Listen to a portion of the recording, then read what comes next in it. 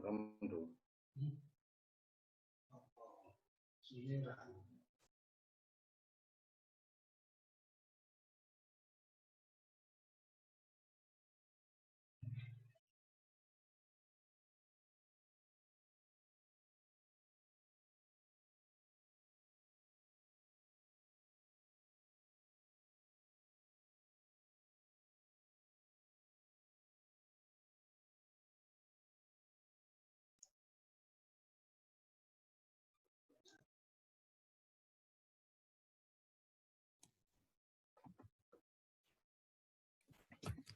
Acara akan segera dimulai. Dimohon untuk para peserta harap menonaktifkan mic-nya masing-masing.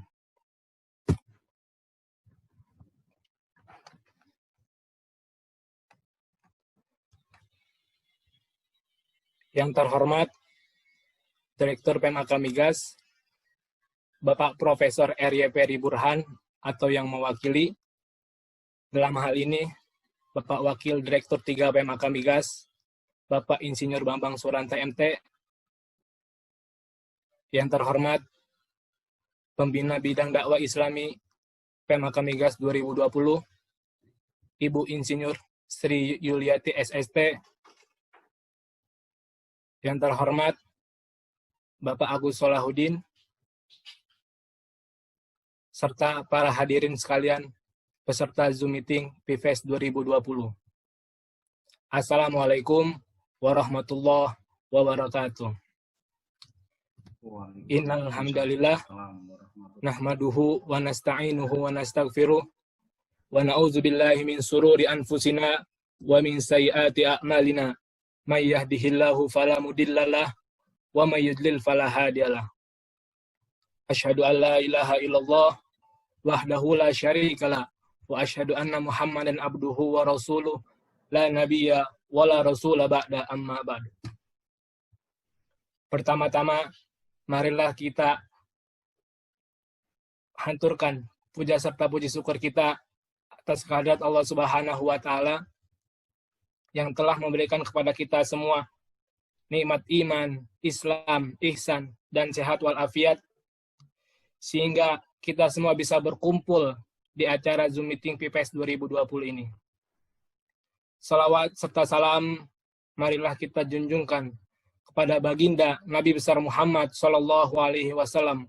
Allahumma shalli wa sallim wa barik alaihi.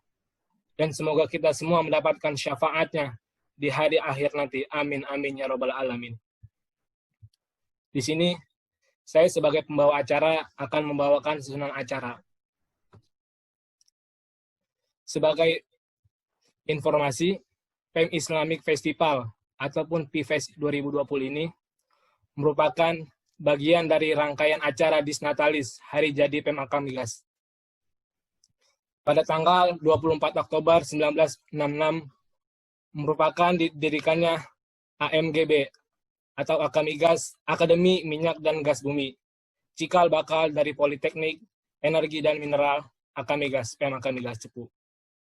Dan alhamdulillah pada tahun 2020 ini PMAK Migas merayakan Disnatalis yang ke-54.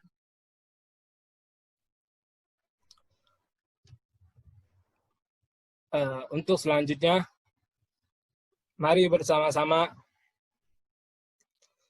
kita mendengarkan tilawatil Quran yang akan dibacakan oleh Saudara Ahmad Zahran Al-Qasimi. Waktu dan tempat kami persilakan.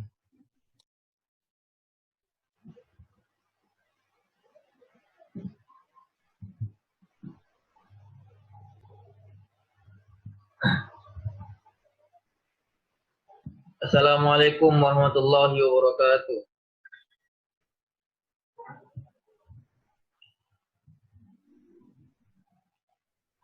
A'udzu billahi minasy syaithanir rajim.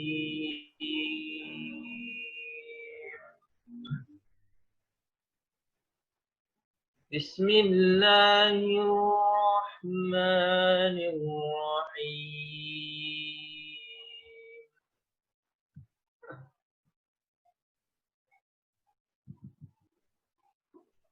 أقم الصلاة لدلوك الشمس إلى غسق الليل وقرآن الفجر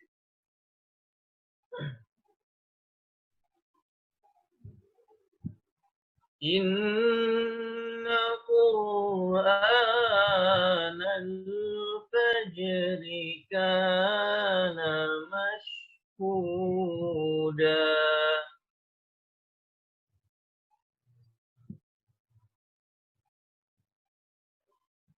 ومن الليل فتهجد به نافلة لك عسى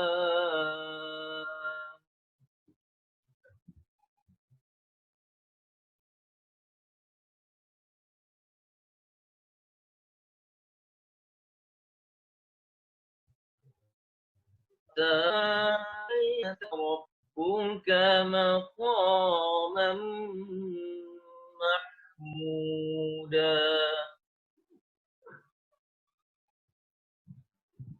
وقل رب أدخلني مدخل صدق وأخرجني مخرج صدق واجعل لي من لدنك سلطانا نصيرا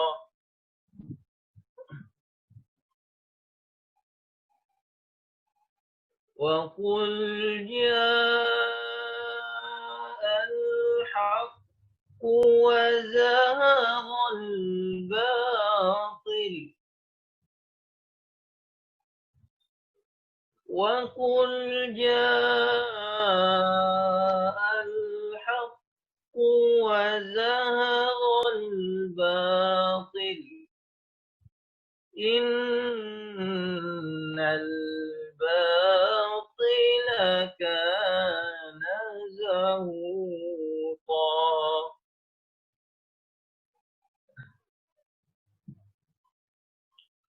وننزل من القرآن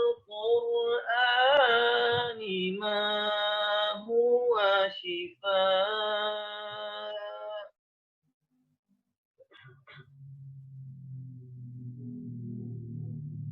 وننزل من القرآن ما هو شفاء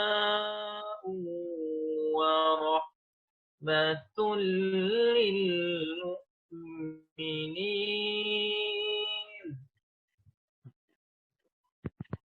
ولا يزيد الظالمين إلا خسارا صدق الله العظيم Sadaqallahul azim wa sadaqa rasulul karim wa nahnu ala zalika minasyahidin.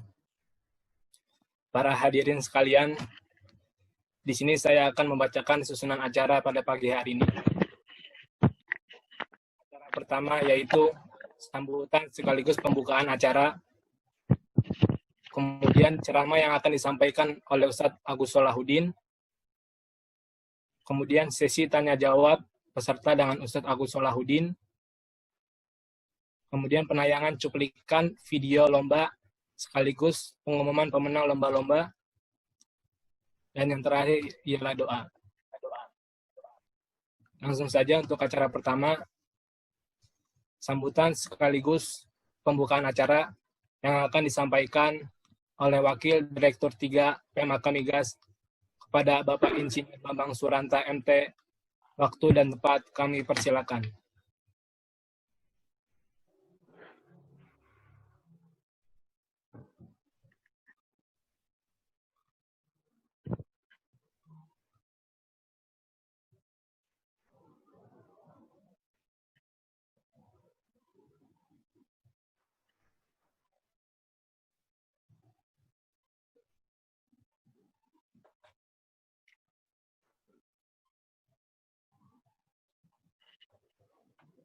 kepada Bapak Insinyur Bambang Suranta MT, waktu dan tempat kami persilakan. Terima kasih. Assalamualaikum warahmatullahi wabarakatuh.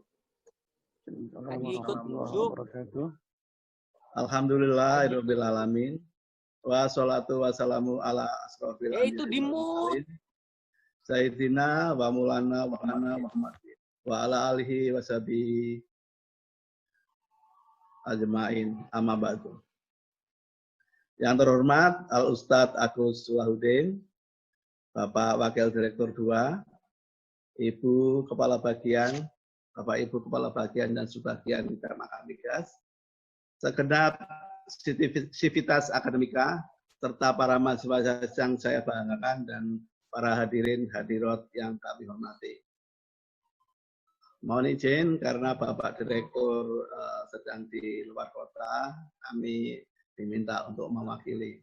Pertama-tama, marilah kita panjatkan puji syukur kehadirat Allah Subhanahu wa Ta'ala atas nikmat yang dianugerahkan kepada kita semua, sehingga pada pagi yang cerah ini, yang berbahagia ini, kita semua diberi kenikmatan berupa kesehatan jasmani dan rohani, sehingga dapat bertemu di dunia maya yang insya Allah penuh barokah ini, dalam rangka memperingati rangkaian Dies Natalis Pemaka Migas yang ke-54.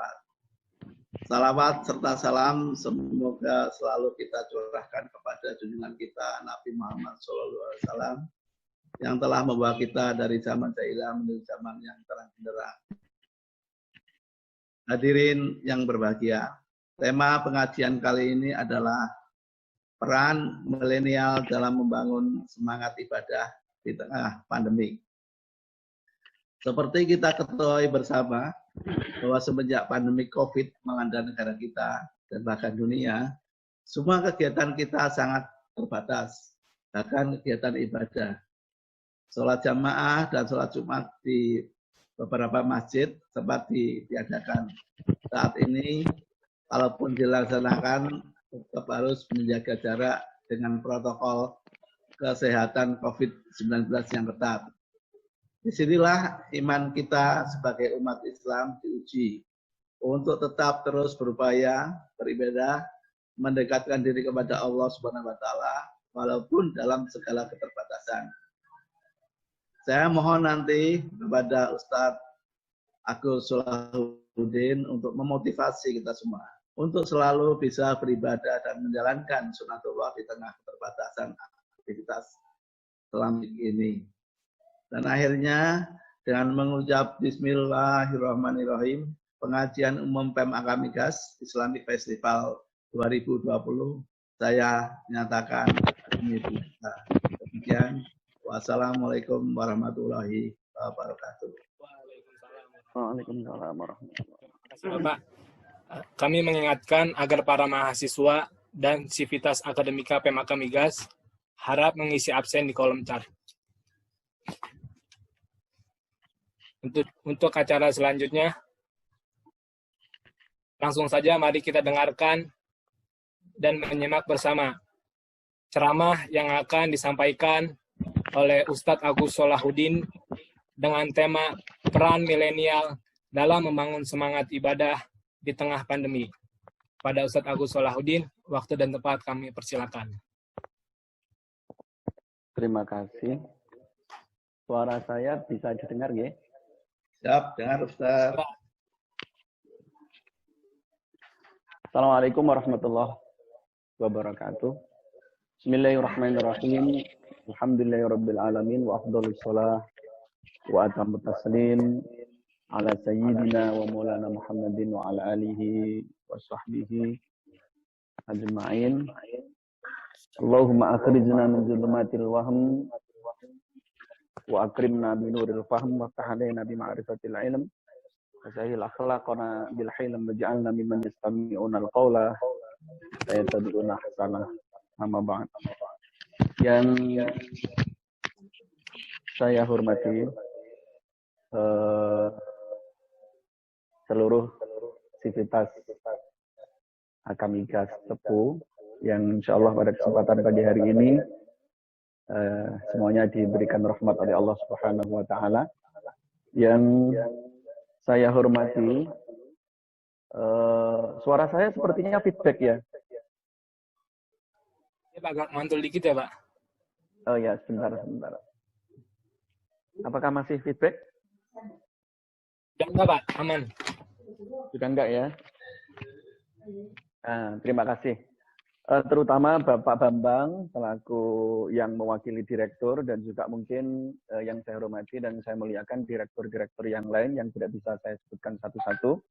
Alhamdulillah Bapak dan juga Ibu serta barangkali seluruh mahasiswa atau mahasiswi yang pada kesempatan pagi hari ini mengikuti acara tabligh akbar pada kesempatan pagi hari ini. Mudah-mudahan Allah senantiasa memberikan rahmatnya, taufiknya, hidayahnya, inayahnya kepada kita semua.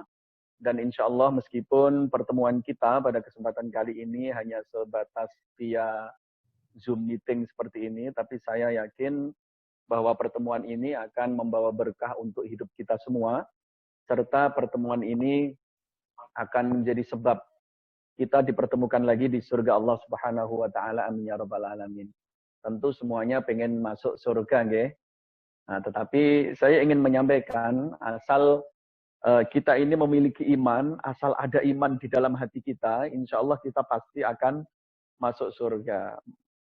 Walau kana mithqala dzarratin minal iman, meskipun iman yang ada di dalam hati kita ini kecil atau sekecil biji dzarrah sekalipun, maka iman itu pasti akan menghantarkan kita ke surga. Karena Rasul Muhammad SAW pernah menyampaikan, man qala la ilaha illallah mukhlishan dakhalal jannah. Barang siapa yang kemudian dia ada iman di dalam hatinya, maka pasti dia akan masuk surga. Tetapi barangkali yang menjadi pertanyaan adalah, apakah kira-kira kita ini mampir ke neraka terlebih dahulu sebelum masuk surga apa tidak? Nah, ini yang pertanyaan yang harus dijawab. Nah, kalau kita merefer atau merujuk kepada banyak sekali hadis Rasul Muhammad SAW, maka kita akan menemukan jawaban bahwa iman itu pasti akan menghantarkan kita ke surga. Itu pasti. Tetapi hanya iman yang luar biasa yang nantinya akan menyelamatkan kita tidak mampir ke neraka terlebih dahulu. Iman yang luar biasa itu seperti apa? Iman yang luar biasa itu adalah iman yang tidak hanya dia itu mengandalkan kecerdasan spiritual atau ritual ibadah mahdhah, tetapi juga iman itu disempurnakan dengan kecerdasan sosial. Kita misalkan banyak sekali menemukan hadis yang berbunyi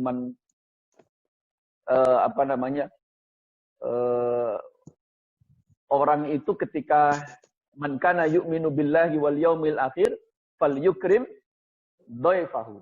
Barang siapa yang beriman kepada Allah dengan iman yang sempurna, barang siapa yang beriman kepada Allah dengan iman yang sempurna dan iman kepada hari akhir dengan iman yang sempurna, falyukrim dhaifahu, maka dia akan menjadi orang yang senantiasa memuliakan tamunya, misalkan begitu. Man kana yu'minu billahi wal yaumil akhir falyaqul khairan aw liyasmut. Barang siapa yang imannya kepada Allah itu sempurna, imannya kepada hari akhir itu sempurna, maka dia tidak akan ngomong jelek, pasti dia akan ngomong yang baik-baik saja, misalkan begitu. Artinya ini adalah hal-hal yang bersifat sosial. Termasuk ada lagi sebuah riwayat yang berbunyi la yu'minu bi, bukan termasuk orang yang beriman kepadaku, kata Rasulullah. Kemudian para sahabat bertanya, siapa itu Rasul?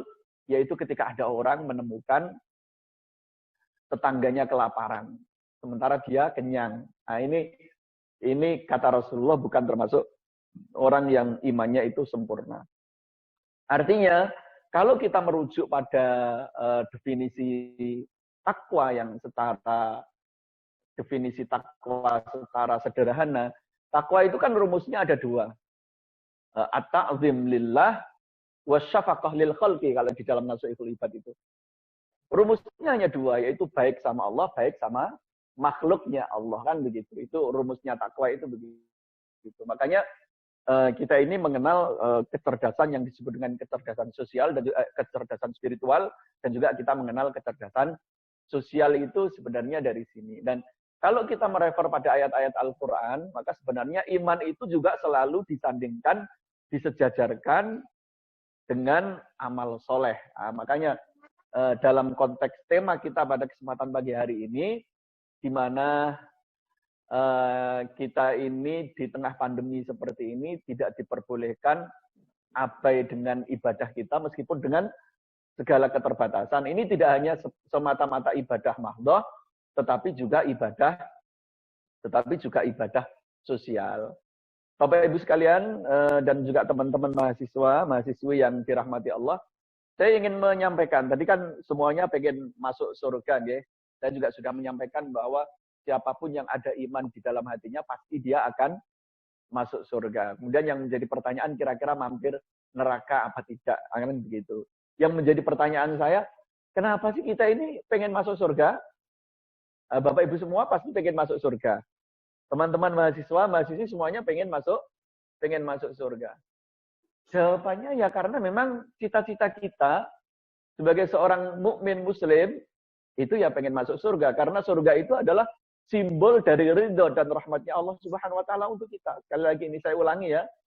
Mengapa kita pengen masuk surga? Ya karena sejatinya ketika kita menginginkan surga itu menginginkan ridhonya Allah. Karena surga itu merupakan simbol dari ridho dari Allah Subhanahu wa taala atas kita. Itu sejatinya. Jadi surga itu menjadi simbol dari ridhonya Allah untuk manusia. Kalau neraka itu simbol dari murkanya Allah kepada manusia. Sehingga kita ini memang ya wajar kalau kita menginginkan surga. Dalam artian karena memang kita menginginkan ridho dari Allah Subhanahu wa taala. Dan lagi memang surga itu memang luar biasa. Sesuatu yang memang luar biasa. Dan kita kalau di dalam Al-Quran sering diberikan iming-iming oleh Allah Subhanahu wa taala ya. Kita sering di dalam Al-Qur'an diberikan iming-iming oleh Allah Subhanahu wa taala bahwa ketika kalian itu melakukan kebaikan maka ada surga yang sudah disiapkan oleh Allah.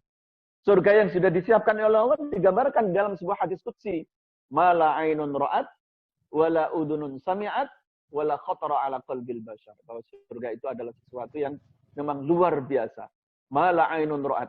Tidak ada pernah dilihat oleh mata siapapun. Artinya tidak ada orang yang pernah menyaksikan surga. Kan nggak ada ya. Ada orang kemudian tetangga panjenengan cerita ke tetangganya yang lain mengatakan bahwa dia itu habis masuk surga kemudian pulang lagi cerita ke tetangganya, wah luar biasa surga itu, kan nggak begitu. Nggak akan ada orang yang kemudian mengaku dia telah masuk surga. Malah ainun ra'at. Surga itu tidak pernah dilihat oleh mata. Wala udunun sami'at, dan tidak pernah didengar oleh telinga siapa. Belum pernah ada orang mampu menggambarkan surga yang secara hakikat itu, belum pernah. Wala khatara ala qalbil bashar. Wala khatara ala qalbil bashar itu, dan surga itu keindahannya tidak pernah terbersit di dalam hati dan pikiran siapapun. Karena saking indahnya surga. Saking indahnya surga. Jadi kita manusia ini menggambarkan surga itu hanya sebatas kemampuan otak kita, nalar kita menggambarkan. Tapi kalau pertanyaannya surga yang asli itu seperti apa, maka kita tidak akan mungkin bisa menggambarkan surga. Makanya kalau di dalam di dalam sebuah hadis itu bahkan Rasulullah pernah memberikan Rasulullah pernah memberikan gambaran bagaimana indahnya surga itu begini. Ada seorang sahabat Rasul bernama Ibnu Mas'ud. Ibnu Mas'ud itu dikasih tahu oleh Rasulullah. Ya Ibnu Mas'ud, innaka latangduru lit-tayri fatashtahihi, innaka latangduru lit-tayri fil jannah fatastahihi fayakhiru baina yadayka maswiya. Wahai Ibnu Mas'ud, besok ketika di surga, kamu akan menyaksikan seekor burung yang lewat di surga ini ya. Besok ketika kamu di surga, kamu akan menyaksikan seekor burung yang lewat. Burung yang lewat ini kemudian engkau menginginkannya. Maksudnya di batin. Ada seekor burung lewat, di batin sama Ibnu Mas'ud ini. Ini Rasulullah menceritakan, burung yang kemudian lewat, kemudian dibatin oleh orang yang melihat. Fayakhiru baina yadayka maswiya. Maka seketika itu juga, burung itu akan jatuh sudah dalam wujud makanan siap saji. Wis berupa panggangan. Apa burung itu tadi ya, sudah matang dalam berupa panggangan di atas cowek, ada sambelnya, ada kulupannya, ada kemanginya, dan lain sebagainya. Padahal ini kita baru batin ya. Ada burung lewat, kata Rasulullah, terus kita batin, burung itu jatuh langsung berupa makanan. Saya mengandaikan besok ketika di surga, panjenengan duduk-duduk di depan rumah di surga ya ini. Panjenengan duduk-duduk di depan rumah di surga, kemudian ada kambing lewat. Waduh, kambing itu. Saya kok jadi teringat dulu ketika di dunia ya. Nah, saya kok jadi teringat dulu ketika di dunia ya. Makan sate. Seketika itu juga, kambing itu langsung berubah menjadi sate. Nah, inilah kehebatan dan keistimewaan surga. Makanya digambarkan di dalam Al-Quran. La tasma'u fiha laghiyah. Di surga itu tidak akan ada orang yang mengeluh, sambat. Nggak ada. Karena sesuai dengan proporsinya, pasti. Karena kalau di surga itu, semua makanan itu sesuai dengan pikiran dan kehendak kita. Misalkan ada orang makan bersama-sama, satu piring, misalkan 5 orang. Yang satu ini yang ngambil sesuap nasi dari piring itu, sukanya pedas, maka yang diambil itu berubah menjadi pedas. Yang satu lagi sukanya asin, maka yang diambil itu berubah menjadi asin. Yang satunya lagi sukanya manis, maka yang diambil sesuap itu berubah menjadi manis. Makanya latas ma'ufiha laghiyah itu di surga itu nggak ada orang yang mengeluh. Nah, kalau di dunia kan biasa kita mengeluh. Nah, kurang asin ini, kurang manis ini kan begitu ya. Nah, misalkan di dunia kan biasa kita mengeluh seperti itu. Tapi kalau di surga nggak ada begitu. Karena semuanya pas dengan proporsinya. Semuanya pasti akan menyesuaikan dengan apa yang diinginkan oleh manusia itu. Makanya inilah keistimewaan surga itu begitu. Sehingga besok misalkan di surga itu teman-teman kebetulan masuk surga itu punya bidadari banyak, misalkan begitu ya. Punya bidadari banyak. Nah, kita kalau teman-teman yang cowok-cowok ini kalau pengen masuk surga pasti yang jadi angen-angen itu kan pasti urusan bidadari. Padahal itu sebenarnya tidak bagus juga itu sebenarnya. Nah, tapi surga yang begitu cantik-cantik itu sebenarnya begini. Tidak mengalahkan cantiknya istri yang kita bawa dari dunia. Sekali lagi.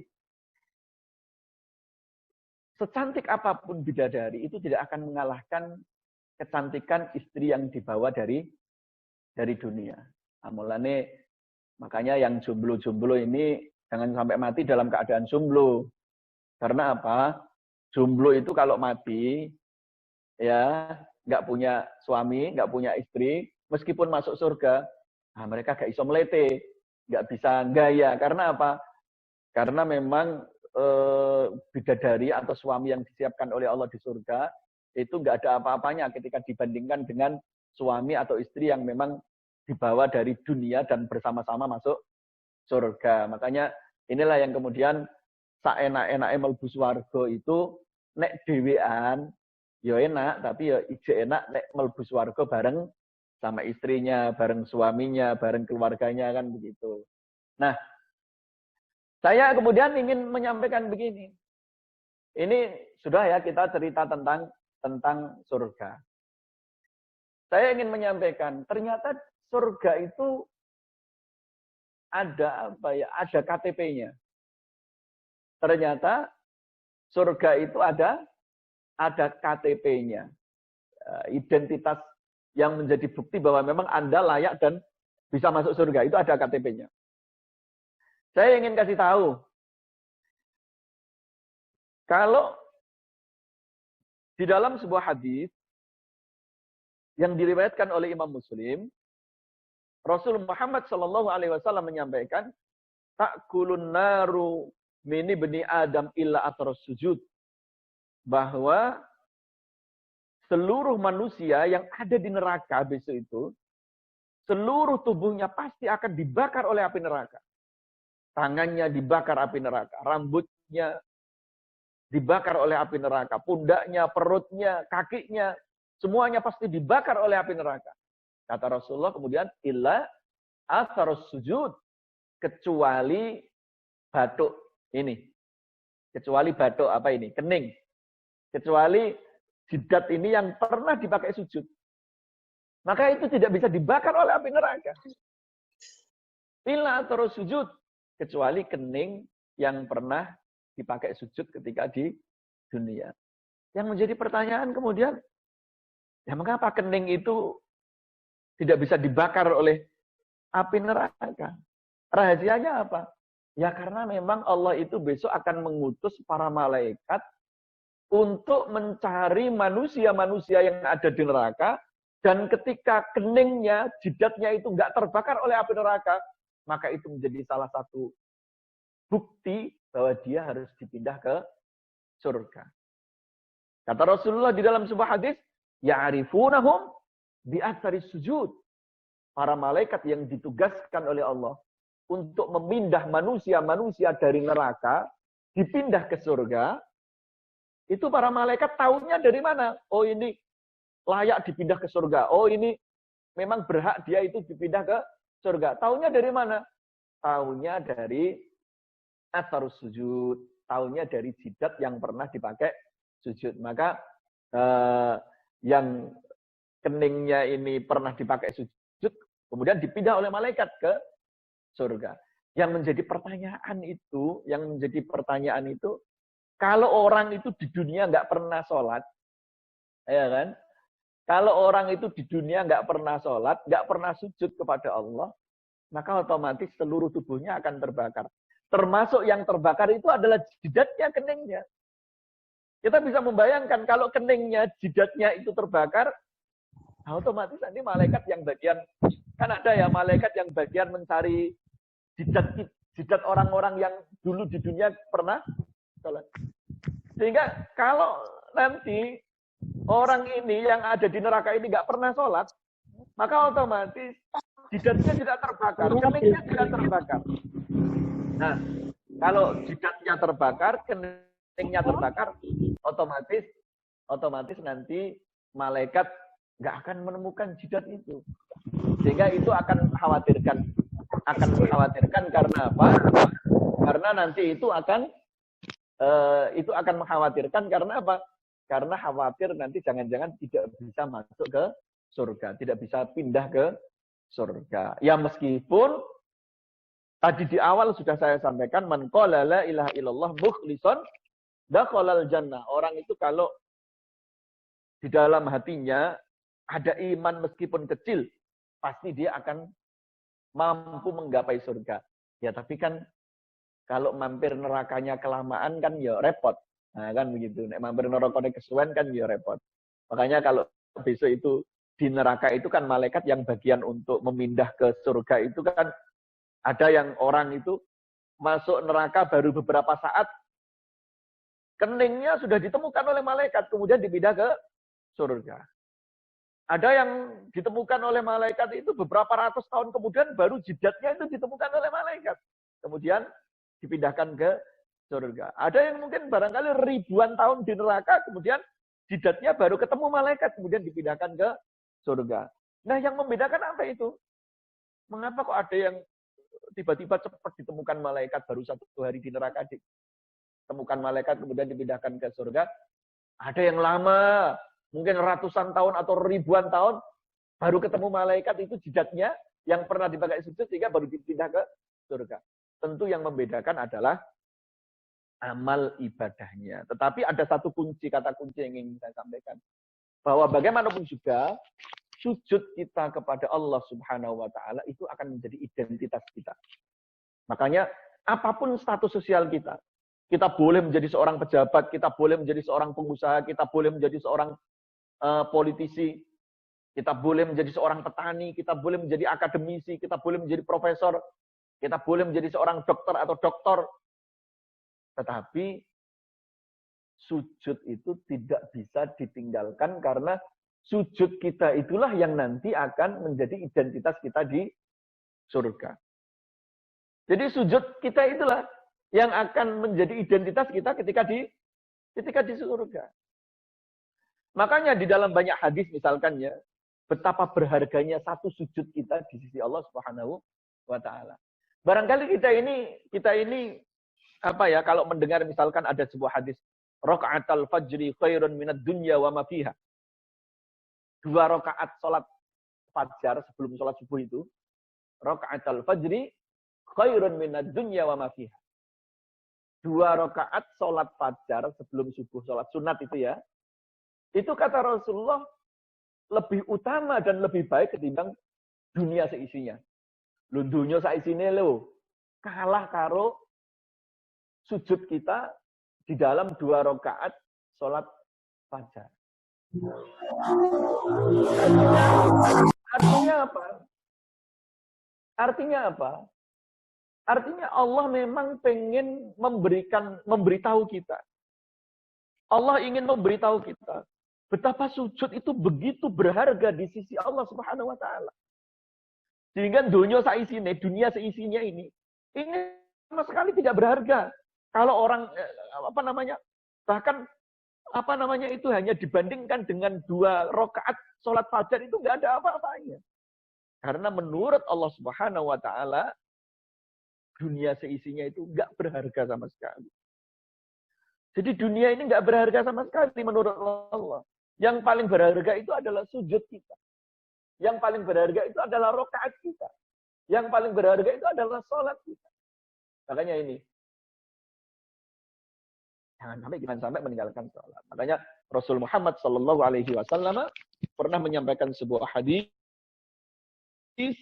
yang disampaikan oleh beliau, Al-Muslim bainal hasanatain. Seorang Muslim, seorang mukmin, orang Islam, itu dia ada di antara 2 kebaikan. Hasanatin qaddaha wa hasanah yantaz.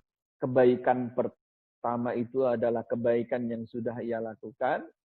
Kebaikan yang kedua adalah kebaikan yang sedang ia tunggu untuk dilakukan. Sekali lagi ya, kata Rasulullah, al-muslim bainal hasanatain. Seorang muslim itu di antara 2 kebaikan. Kebaikan yang sudah ia lakukan dan kebaikan yang ia lakukan.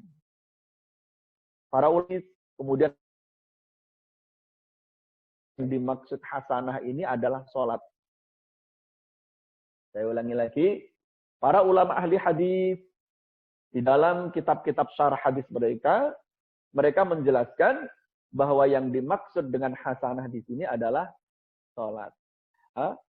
Artinya orang Islam, seorang Muslim mukmin yang dia menjaga sholatnya, sebenarnya dia selalu ada di antara 2 kebaikan, diapit oleh 2 kebaikan.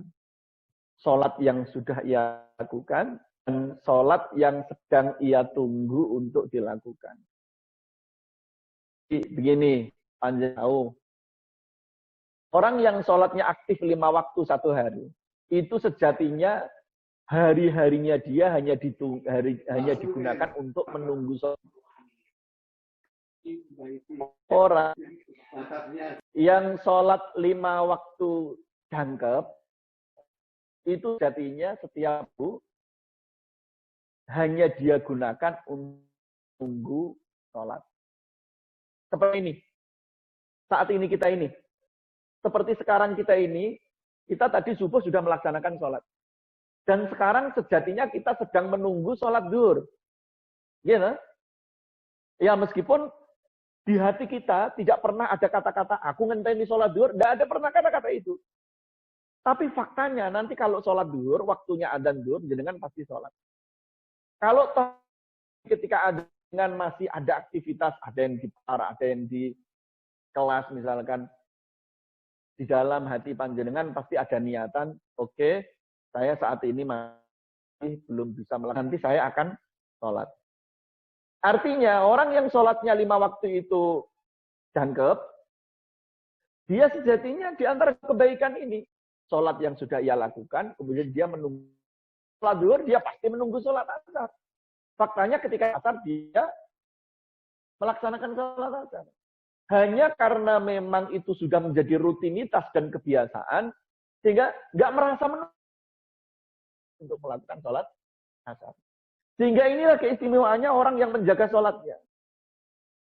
Maka orang yang seperti ini, kalau toh misalkan mati sewaktu-waktu, dia pasti akan mendapatkan husnul khotimah. Sekali lagi, ya seperti ini. Kalau toh dia itu mati sewaktu-waktu, dicabut nyawanya oleh malaikat maut, sewaktu-waktu, dia pasti akan mendapatkan husnul khotimah. Mengapa demikian? Ya karena memang hidupnya hanya digunakan untuk menunggu waktu sholat. Karena sejatinya sedang menunggu untuk melaksanakan sholat. Nah inilah keistimewaannya kalau orang itu menjaga sholatnya itu begitu. Yaitu begitu. Nah, saya ingin melanjutkan begini, ya terkait dengan sholat. Sholat itu kan kalau kita merujuk pada cerita atau kisah-kisah para ulama, baik para sahabat maupun generasi tabi'in dahulu, itu luar biasa. Saya ingin memberikan satu contoh, misalkan seorang sahabat generasi tabi'in yang bernama Sa'id ibn al-Musayyab. Beliau menyampaikan, ma fatatni takbiratul ula mundu khamsina sana. Saya itu tidak pernah ketinggalan takbiratul ihram yang pertama bersama imam. Orang tahu kiri sak rakaat dah. Coba kita bayangkan, ini Sa'id bin al-Musayyab, seorang ulama generasi beliau menyampaikan fatatnit takbiratul ula mundu khamsina sana. Saya itu tidak pernah ketinggalan takbiratul ihram bersama imam semenjak 50 tahun yang lalu. Jadi selama 50 tahun beliau tidak pernah ketinggalan takbiratul ihram bersama imam. Kalau kita ini kan kebalikan ya. Kadang sholat cuma menangi tahiyat imam. Sholat kadang ya syukur-syukur melu jamaah menangi alhamdulillah iso menangi tahiyat bersama imam. Alhamdulillah iso menangi sak rakaat ya, lumayan lah. Kita merujuk pada kisah-kisah para ulama terdahulu begitu. Ma fatat takbiratul ula mundu khamsina sana. Saya itu tidak pernah kemudian tertinggal takbiratul ihram bersama imam. Itu tidak pernah. Sa'id ibn al-Musayyab kemudian menyampaikan, wa ma nadartu fi qafa rajulin fi shalah khamsina sana. Dan selama 50 tahun itu juga saya tidak pernah melihat tengkuknya orang ketika sholat. Apa maksudnya coba? Ketika Sa'id bin al-Musayyab menyampaikan, saya tidak pernah menyaksikan tengkuknya orang ketika sholat. Karena memang beliau ini selalu pertama di saf awal. Kalau di barisan pertama di saf awal, otomatis depannya pasti tembok. Menyaksikan jitoke ora tau nyawang jitoke wong. Nek salat selama 50 tahun beliau tidak pernah menyaksikan jitoke orang yang ada di depannya, itu enggak pernah. Karena apa? Karena beliau selalu sholat di saf awal sehingga depannya itu bukan manusia. Depannya itu pasti tembok atau imam lah, depannya pasti ada imam. Kalau dia agak nyamping berarti ketemunya depannya tembok. Nah, ini para ulama terdahulu. Karena apa? Karena memang sholat itu dulu, di zaman Rasulullah, di zaman para sahabat, di zaman para generasi tabi'in, dan orang-orang soleh yang di kurun-kurun terbaik umat Islam itu menggunakan sholat sebagai qurratul ain, penenang jiwa. Makanya Rasul Muhammad Shallallahu Alaihi Wasallam menyampaikan, wa ju'ilat qurratu aini fis shalah. Wa ju'ilat qurratu aini fis shalah, dijadikan kedamaian jiwaku, ketenangan jiwaku itu ketika sholat. Dan Kanjeng Nabi kita juga begitu. Rasulullah itu beliau sholat. Rasulullah itu setiap kali ada kesedihan, beliau sholat. Karena memang sholat itu digunakan sebagai media untuk berkomunikasi dan curhat kepada Allah Subhanahu wa Ta'ala.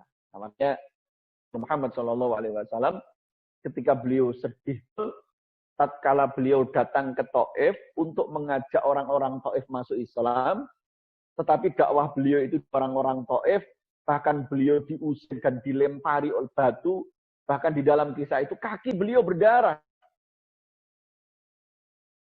oleh orang-orang Taif, dilempari batu orang Taif. Setelah beberapa saat berjalan, beliau sholat 2 rakaat. Dua rakaat. Ketika sholat itulah beliau curhat kepada Allah. Ya Rabbi. Ya Rabbi, wahai Tuhanku. Bahwasanya aku begitu lemah. Sehingga semuanya aku pasrahkan kepadamu. Itu yang disampaikan oleh Rasul Muhammad Sallallahu Alaihi Wasallam. Jadi para ulama dulu digunakan untuk qadok, kata Rasulullah, qadok qad hilati, betul-betul upayaku sudah apa ya, sudah maksimal sehingga sekarang menjadi sempit, kata Rasulullah. Qadok qad hilati wa qillatu quwwati. Kekuatanku dan kemampuanku sudah begitu menyempit dan sedikit. Artinya apa yang dilakukan oleh Rasulullah itu sudah maksimal. Dan sekarang semuanya dipasrahkan kepada Allah. Nah, itu memang digunakan sebagai media curhat. Kata para ulama di dalam Syekh apa itu namanya? Yang dulu menjadi Syekhul Azhar, beliau menyampaikan Abdul Halim Mahmud, Syekh Abdul Halim Mahmud di dalam bukunya yang berjudul Al-Ibadah wa Ahkam menyampaikan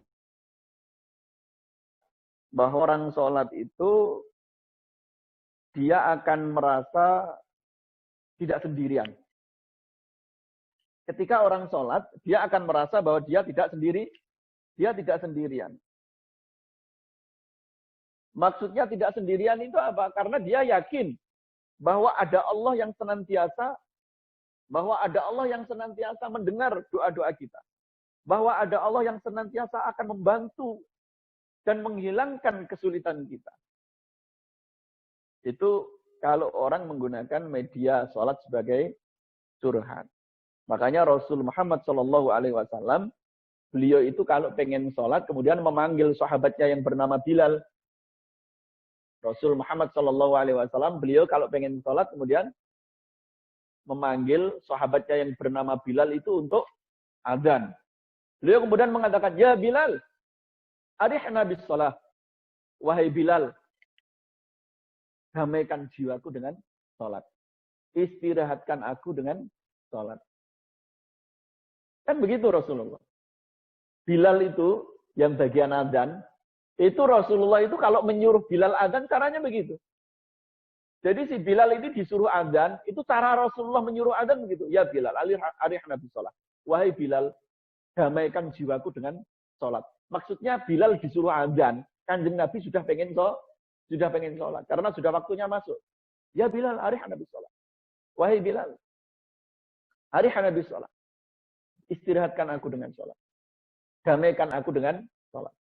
Tentramkan jiwaku dengan sholat. Makanya Rasul Muhammad SAW pernah menyampaikan, wa ju'ilat qurratu aini fis sholat. Kata Rasulullah, dan telah dijadikan kedamaian jiwaku itu ketika ada di dalam sholat. Wa ju'ilat qurratu aini fis sholat. Dan telah dijadikan kedamaian jiwaku ketika ada di dalam sholat. Nah, inilah yang menjadi nopo nggih, yang menjadi kehebatan sholat itu karena media sharing dengan Allah Subhanahu wa taala. Tetapi kemudian begini. Sekarang kita mengenjak ke ibadah sosial ya. Kalau sholat itu kan ibadah spiritual, ibadah mahdhah. Tapi saya ingin menyampaikan bahwa semua ibadah yang sudah diwajibkan kepada Allah untuk kita, untuk manusia, itu sejatinya muaranya itu adalah pembinaan mental, membangun karakter dan pendidikan akhlak. Baik itu sholat, zakat, puasa, haji, dan lain sebagainya.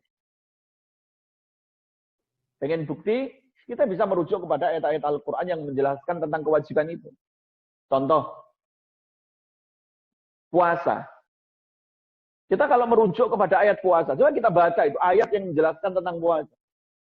Ya ayyuhalladzina amanu kutiba alaikumusiyam kama kutiba alal ladzina min qablikum la'allakum tattaqun. Adalah la'allakum tattaqun di sana. Artinya orang itu diwajibkan puasa oleh Allah, tujuannya apa? Supaya mereka itu menjadi pribadi yang bertakwa.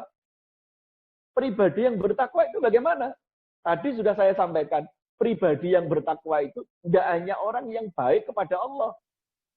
Nggak hanya orang yang taat menjalankan perintah Allah dan meninggalkan larangannya. Tetapi takwa itu adalah at-ta'zim lillah wasyafaqah lil khalqi. Apik karo Gusti Allah, ya apik karo sesama makhluk. Rumusnya kan dua itu takwa.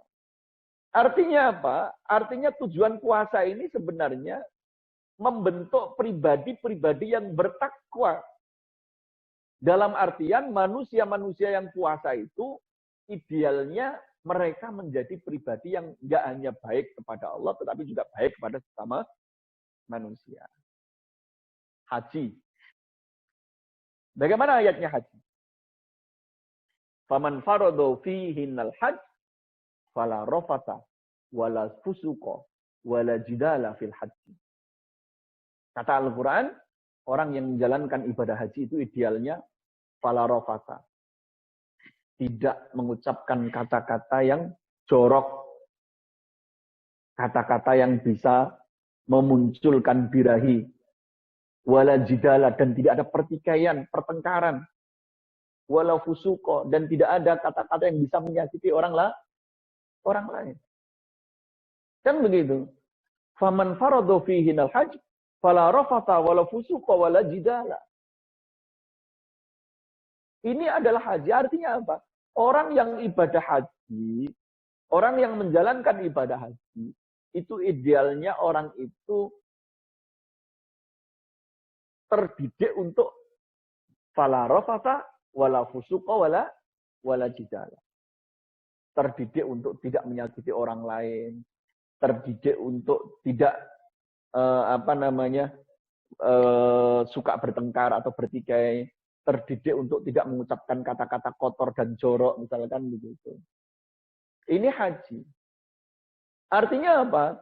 Di balik perintah Allah untuk menjalankan ibadah haji ini, ada pesan yang tersimpan, yaitu yang berkaitan dengan kecerdasan sosial. Apalagi zakat. Zakat juga begitu. Apalagi zakat itu adalah ibadah yang merupakan salah satu rukun Islam dan merupakan ibadah sosial umat Islam. Sehingga di sana itu ada ayat yang berbunyi khudz min amwalihim shadaqatan tutahhiruhum wa tuzakkihim biha. Artinya ada tutahhiruhum, ada wa tuzakkihim. Ada tazkiyatun nafsi. Ada pembersihan jiwa. Zakat itu tidak hanya membersihkan harta, tetapi juga membersihkan jiwa. Melatih kita untuk memiliki rasa empati kepada orang lain, kepada kesusahan orang lain. Itu zakat. Sholat juga begitu. Wa aqimis sholah inna sholata tanha anil fahsya'i wal munkar. Dan dirikanlah sholat, maka sesungguhnya sholat itu akan menjaga orang yang melaksanakan sholat supaya tidak melakukan perbuatan yang keji dan kemungkaran. Wa aqimis sholah inna sholata tanha anil fahsya'i wal munkar. Bahwa ternyata sholat yang diperintahkan Allah atas kita itu tujuannya adalah supaya kita menjadi pribadi-pribadi yang baik. Bahkan secara tidak langsung, Allah sudah memberikan garansi di dalam Al-Quran bahwa orang yang sholatnya baik, dia akan menjadi pribadi yang baik. Gitu ya. Sekali lagi, orang yang sholatnya baik, dia akan menjadi pribadi yang baik. Karena itu garansi dari Allah. Sehingga kalau kita bisa melihat orang yang seakan-akan sholatnya baik, seakan-akan sholatnya khusyuk, tiap hari dia berangkat ke masjid, tiap hari dia melaksanakan sholat jamaah, tetapi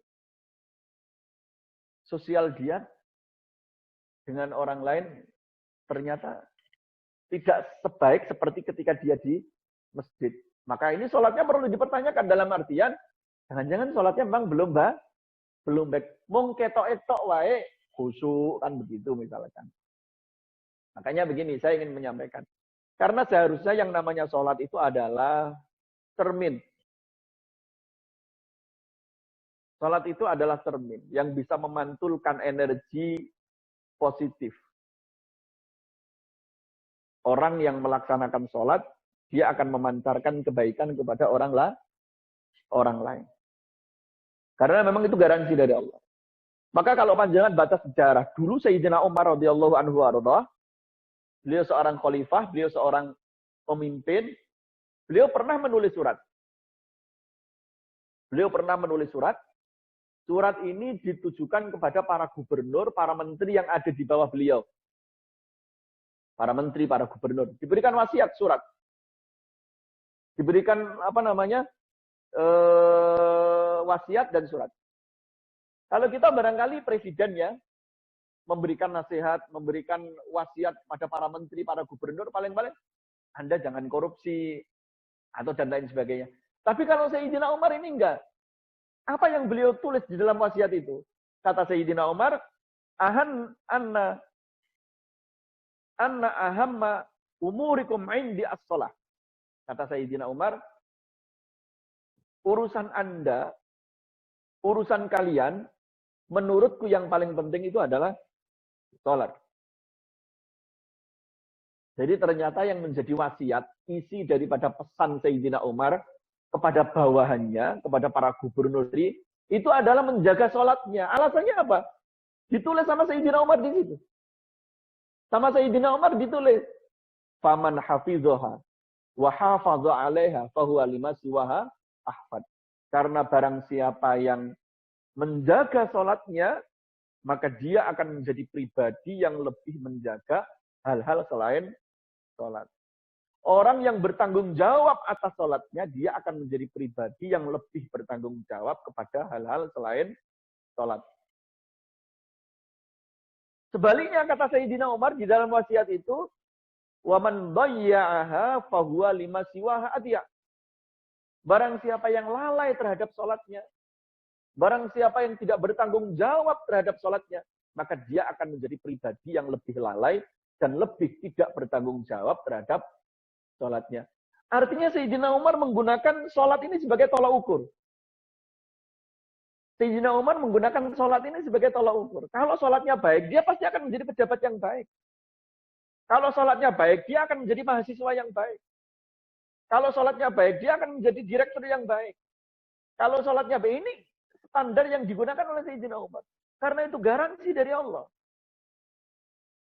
Karena itu garansi dari Allah. Bahkan ada seorang ilmuwan yang bernama Dr. Alexis Carrel, seorang Prancis. Beliau mengarang satu buku namanya Man the Unknown. Kalau saya baca di dalam buku yang versi bahasa Arab, Al-Insan Dzalikal Majhul judulnya. Al-Insan Dzalikal Majhul. Nah, di dalam buku Al-Insan Dzalikal Majhul itu, Man the Unknown, itu beliau mengatakan, as-shalah hiya a'zamu taqatin muwallidah lin nasyad. Ternyata ibadah sholat bagi seorang yang beriman itu adalah energi positif yang bisa menggugah dan mendorong orang yang melakukan sholat itu untuk senantiasa melakukan kebaikan. Nah, tentu ketika orang menjalankan sholatnya itu dengan benar, tentu ketika orang itu menjalankan sholatnya itu dengan baik. Nah, saya ingin menyampaikan begini. Persoalan tadi orang menjalankan sholat tadi. Makanya bahasa yang digunakan Al-Quran. Makanya bahasa yang digunakan Al-Quran itu kan iqamah. Nah, ini saya ingin mengajak agak materinya agak tinggi sedikit ya. Kalau bahasa Al-Quran itu kalau enggak aqamu, aqamus sholah, wa aqimis sholah, yuqimunas sholah, aqamus sholah. Jadi ada kata-kata iqamah. Iqamah itu artinya mendirikan sholat. Sekali lagi, sholat itu tidak hanya dilaksanakan, tetapi sholat itu harus didirikan. Ngerti nggih? Sholat itu tidak hanya dilaksanakan, tetapi sholat itu harus didirikan. Makanya bahasa yang digunakan oleh Al-Quran,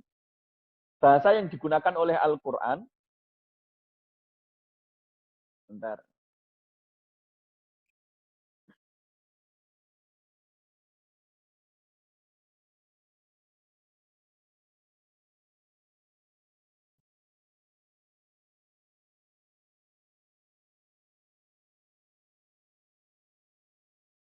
Makanya bahasa yang digunakan oleh Al-Quran itu kan iqamah.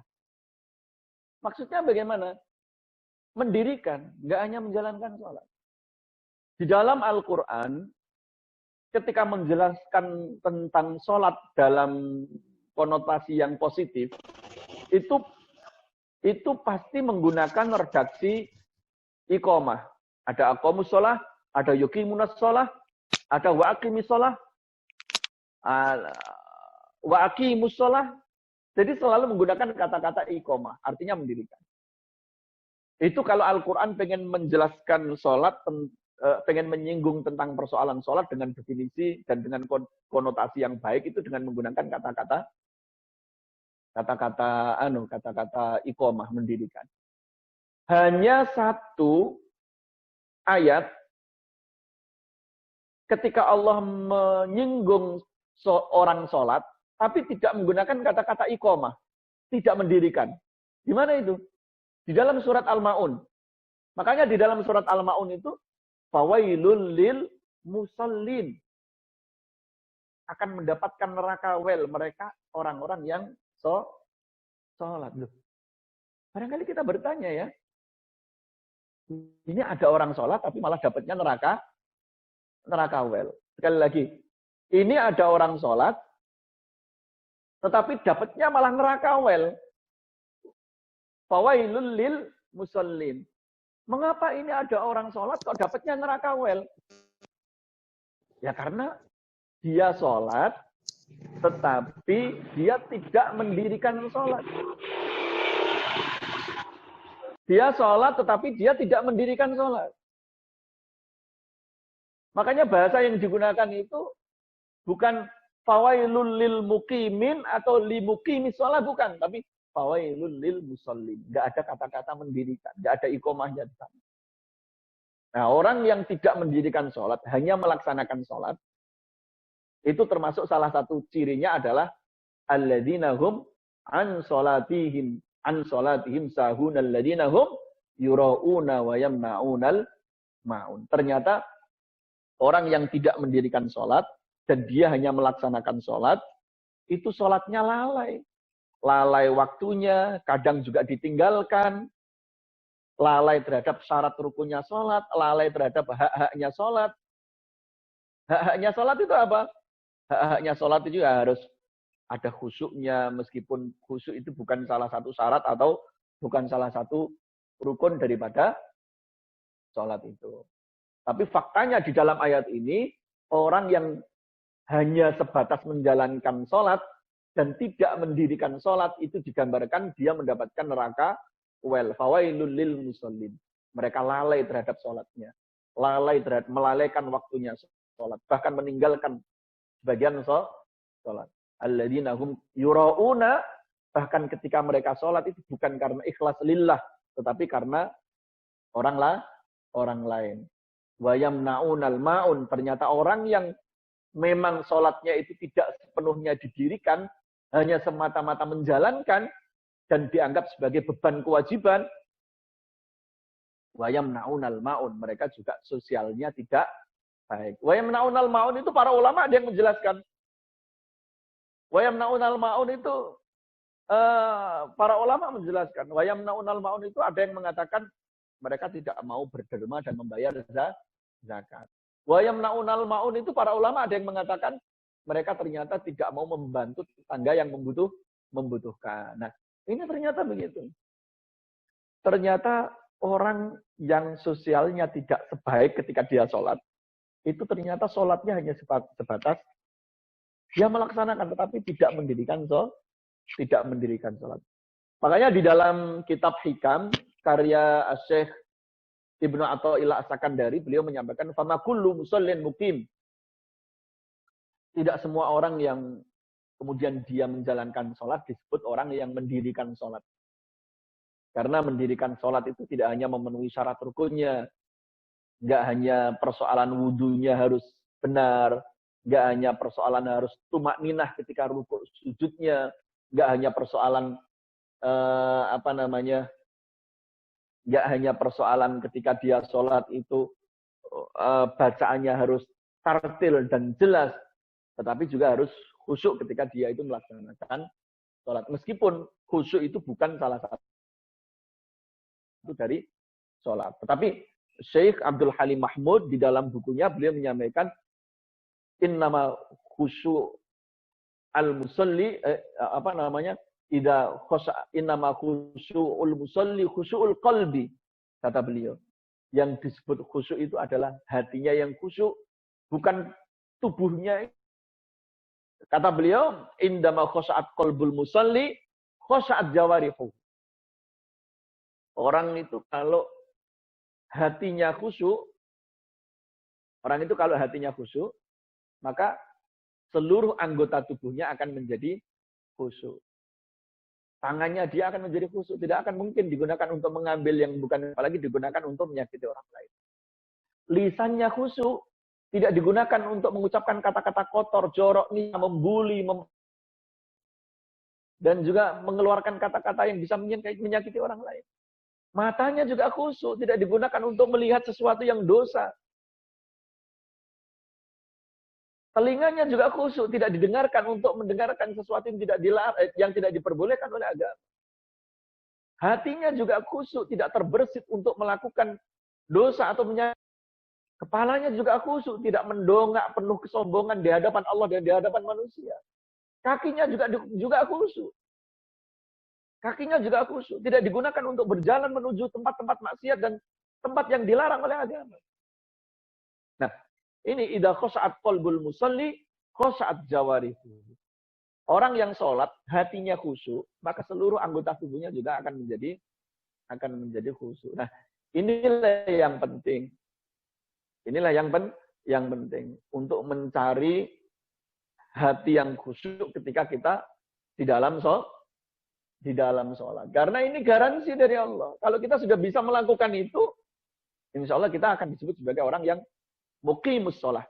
Orang yang mendirikan sholat. Orang yang mendirikan sholat inilah yang kemudian mendapatkan garansi dari Allah, dia akan menjadi pribadi yang baik. Dia akan menjadi pribadi yang baik. Artinya apa? Sholatnya itu merubah dia menjadi pribadi yang betul-betul baik, sebagaimana dikehendaki oleh Allah. Wa aqimis sholah, inna sholata tanha anil fahsya'i wal munkar. Dari sisi ini sebenarnya kita menjadi tahu bahwa ibadah itu nggak bisa dipisah-pisah. Nggak bisa kita itu baik secara spiritual, tapi kita tidak baik secara sosial. Itu sebenarnya nggak benar. Karena menurut konsep Al-Quran, harusnya orang itu kalau secara spiritual baik, harusnya secara sosial dia juga baik. Orang itu kalau secara spiritual baik, ibadah ritualnya baik, maka dia seharusnya secara sosial, interaksi sosial dia, bagaimana dia interaksi dengan orang lain, itu maka akan menjadi baik. Makanya di awal tadi saya sudah menyampaikan yang bisa menyempurnakan iman kita adalah dimensi sosial. Nah, sekali lagi, yang bisa menyempurnakan iman kita sehingga kita masuk surga tanpa harus mampir neraka, ingat ya, sehingga kita bisa mampu masuk surga tanpa mampir neraka, itu adalah dimensi sosial kita. Oke, kita punya iman, oke, kita sudah sholat, kita akan masuk surga. Tapi kalau dimensi sosialnya buruk, bagaimana kita berinteraksi dengan orang lain buruk, ibadah sosial kita juga buruk, maka ini orang yang seperti itu betul dia akan masuk surga, tapi mampir neraka terlebih dahulu. Karena rata-rata orang mampir neraka itu urusannya dengan makhluk, urusannya dengan manusia. Dosa dengan orang tua, dosa dengan guru kita, dosa dengan tetangga kita, dosa dengan teman-teman kita, dosa dengan saudara-saudara kita, misalnya begitu. Jadi begitu. Itu yang menyebabkan orang mampir neraka terlebih dahulu itu begitu sebenarnya. Lebih kepada dosa sosial. Makanya ini mudah-mudahan ibadah ritual, kecerdasan spiritual kita ini tidak hanya baik secara zahirnya, tetapi betul-betul ibadah ritual dan spiritual kita itu mampu mencerminkan kecerdasan sosial kita dan membawa kita menjadi pribadi yang lebih baik secara sosial kepada orang lain.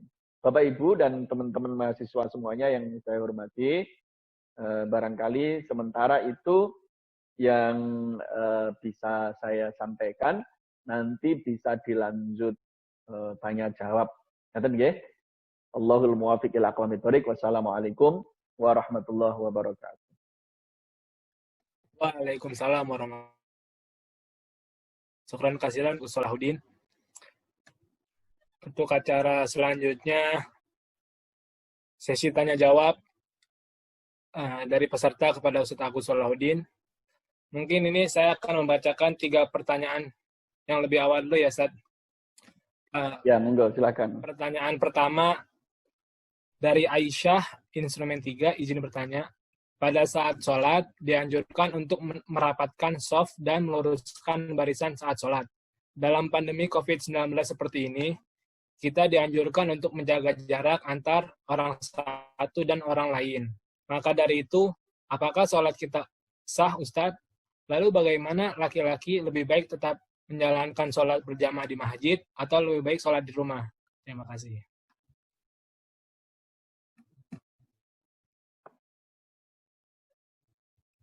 Terima kasih. Jadi memang persoalan, ada satu hal yang harus kita sepakati bersama-sama. Tidak ada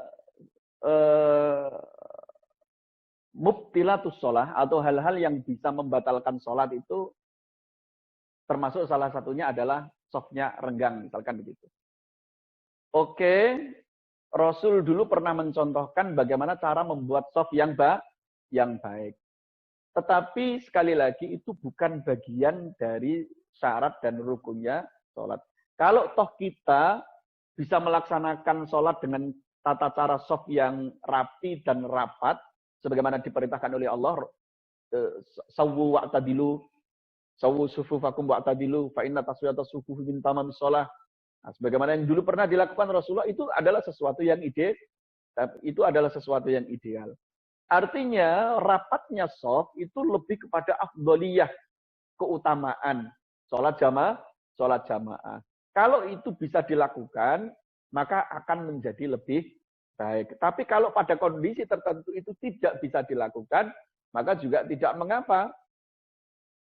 Makanya saya sering guyon sama teman-teman itu, misalkan guyon sama teman-teman, halah sholat jamaah kuwi lho, ganjarane kuwi lho 17 derajat, 20 derajat.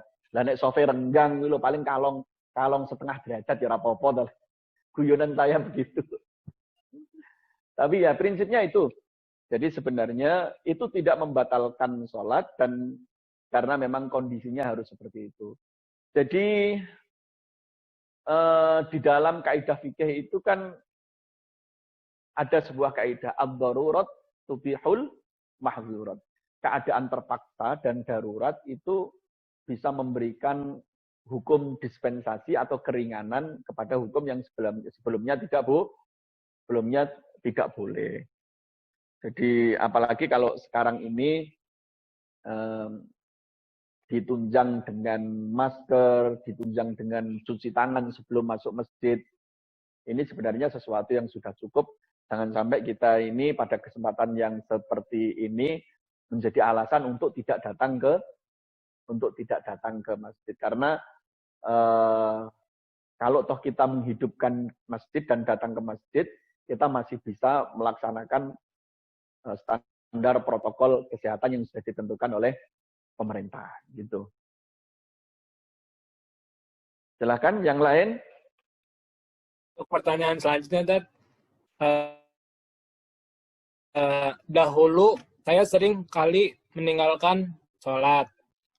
Apakah kita wajib mengqadha sholat-sholat yang pernah kita tinggalkan tersebut? Terima kasih. Ya memang begini ya. Para ulama itu sudah menyampaikan bahwa sholat yang ditinggalkan secara sengaja itu memang harus diqadha. Tujuannya apa? Untuk memberikan efek jera. Supaya mereka tidak betul-betul ringan atau meremehkan meninggalkan sholat. Karena begini, kalau sholat itu disebut sebagai imaduddin, sholat itu tiang agama. Artinya orang yang meninggalkan sholat itu berpotensi untuk tiang yang dia miliki, tiang agama yang dia miliki itu roboh. Saya ulangi ya. As-sholatu imaduddin, bahwa sholat itu adalah tiang agama. Agama kita masing-masing. Artinya kalau orang yang meninggalkan sholat itu berpotensi tiang yang dia miliki, tiang agama itu menjadi roboh. Sehingga orang yang meninggalkan sholat, yang merupakan dosa besar, meninggalkan sholat kan termasuk kategori dosa besar ya. Sekali lagi, meninggalkan sholat itu termasuk kategori dosa besar. Orang sholat saja sudah berani ditinggalkan, maka dosa-dosa selain itu dikhawatirkan akan lebih berani untuk dilakukan. Makanya jangan sampai meninggalkan sholat. Nah kalau ditinggalkan secara sengaja, ya harus diqadha. Kalau misalkan dia sudah meninggalkan selama 3 tahun, 5 tahun, ya selama 5 tahun itu diqadha. Nah, tapi kemudian para ulama memberikan cara. Caranya mengqadha bagaimana? Caranya mengqadha supaya ringan dan tidak memberatkan. Setiap kali sholat fardu 2 kali. Misalkan sholat subuh 2 kali. Yang satu adaan, maksudnya menjalankan waktu itu, untuk waktu itu. Yang satunya lagi, dia sholat subuh lagi qadha. Untuk membayar yang sudah ia tinggalkan. Nanti sholat zuhur juga begitu, 2 kali. Yang satu ada, yang satu qadha. Yang satu menjalankan sholat zuhur untuk waktu itu. Kemudian yang satunya lagi untuk mengqadha sholat zuhur yang selalu. Nah, ini ya berat. Tapi memang begitulah. Para ulama sudah memberikan skema cara untuk membayar atau mengqadha sholat itu gitu. Karena ini untuk memberikan memberikan efek jera dan juga Memang sholat itu sesuatu yang tidak bisa ditinggalkan dan tidak bisa digantikan orang lain. Tidak bisa digantikan oleh orang lain. Bahkan ada orang misalkan dia sudah masuk Islam, kemudian dia murtad, keluar dari Islam, selama 1 minggu misalkan, atau selama 1 bulan misalkan, dan dia masuk Islam lagi, maka sholat yang sudah ia tinggalkan ketika di waktu murtad itu, 1 bulan atau 1 minggu itu tetap harus dikodok atau dilaksanakan. Silakan. Untuk pertanyaan selanjutnya, Ustaz, bagaimana caranya agar khusyuk dalam sholat? Mungkin sebagian dari kita ada yang hanya melaksanakan sholat untuk membatalkan kewajiban saja. Kan ada yang sholat nggak nyampe 1 menit, Ustaz. Allahu Akbar, sampai Allah liman hamidah, Allahu Akbar. Ada juga yang sholat lama itu bagaimana, Ustaz? Biar bisa khusyuk gitu, Ustaz. Jadi saya ingin mengulang sedikit yang tadi ya. Rasulullah itu ketika memerintahkan kepada Bilal, beliau bilang, arihna bis sholah. Bilal, istirahatkan aku dengan sholat. Arihna bis sholah. Bi itu kan alat ya. Bi itu kan alat. Dengan. Bukan menggunakan min. Arihna minas sholah. Menggunakan min itu berarti dari. Istirahatkan aku dari sholat. Bukan begitu. Rasulullah menggunakan ba. Arihna bis sholah. Istirahatkan aku dengan sholat. Artinya Rasulullah itu beristirahat dengan sholat. Kalau kita kan kebalikan. Kita ini seringkali menganggap sholat itu sebagai beban. Dan sholat itu seakan-akan menjadi pengganggu istirahat kita. Makanya seringkali kita ini ngobrai anak-anak kita. Ayo sholat nang wes, nang bar nang wes. Ayo sholat, baru karek turune. Ayo nang sholat ben lego, ben. Nah, kan begitu ya.